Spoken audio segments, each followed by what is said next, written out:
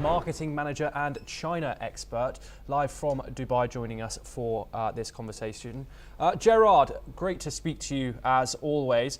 What's your perspective on this current, well, U-turn, pause, how you'd like to call it, and on Donald Trump's tariffs on all countries apart from Beijing, and also the way that the markets have reacted to it?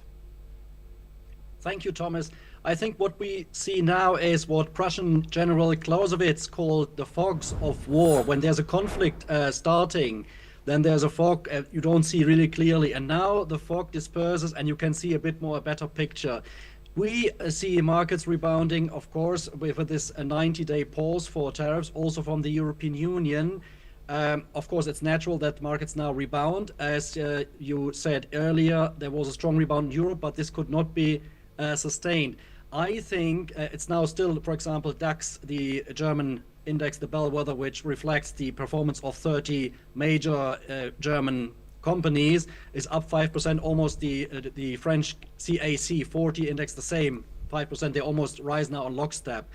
I think the coming years will be a good time for stock pickers. Those companies which are good at AI, which do have good trade relations with China and the US, will outperform. In the last 5 years after the rebound of the pandemic, you could be just invested in the market, in the whole market, with an ETF, an exchange traded fund. Invest in the index, lay back, and you get the gains. Now the coming years will be a good time for stock pickers, good trade relations, good sales in both East and West, and those which are those who invest in AI and tech. Now, coming back to your question, the fogs of war also disperse. We will see more trade deals. News came out today that there are already talks starting between Vietnam and the US. Vietnam is a good country for China also to go around any trade barriers. So the talks start. President Trump has brought people back to the negotiation table, and they will now queue up one by one. The coming weeks will be quite interesting to watch.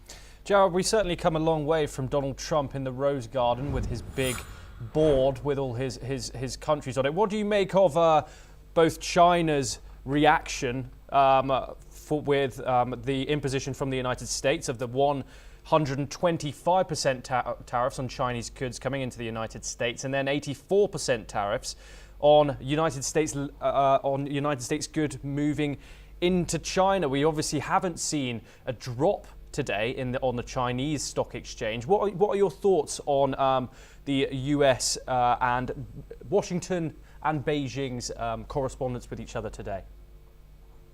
Right, I think it's the old game, who blinks first. China said, we will fight to the end, we will not back down. So now there will be talks, definitely. There will be even a summit between President Donald Trump and Chinese paramount leader Xi Jinping. When this will happen, we don't know. Definitely there is a more protest audible in the US from leaders, from corporate leaders who say we need China, we need to sell our Apple phones, our Boeing planes, and at such a big market with 1.4 billion people, you can't just write off. I read today in the FT that they prepare for divorce, China and the US. I don't think so. I think it's now really arm wrestling, and there will be tough talks in the coming months. It will also be a tough time for countries which have good trade relations, who need both countries, like Germany. Our new government is just under formation. The future Chancellor Friedrich Merz of the Conservatives, this will be his first baptism of fire in the coming weeks, how he deals with, how to balance with both sides. So divorce I don't see, but there will be tough talks, and it's the who blinks first game. Gerard, one final last question quickly. How has this turned out for Donald Trump? Because obviously when all these markets were going down, things weren't looking very good for the United States. Now, since he's announced this pause, is he kind of admitting that this tariff plan isn't going to work? Or is this what he wanted all along? Now he sees a basic 10% levy throughout the world. I think it was a plan in a way, because Donald Trump is an expert, is the master of game theory, like doing the right move, like on a chessboard. He knew that the market reaction will be tough, the plummeting we saw on Monday. He knew that there will be protests from many sides, also even from his own team. And there's no re-election at stake, so he can at the moment do, in a way, he can do what he wants, because his vice president, J.D. Vance, obviously is warming up already to be his successor in 4 years, or in 3.5 years, if you want, for the next elections.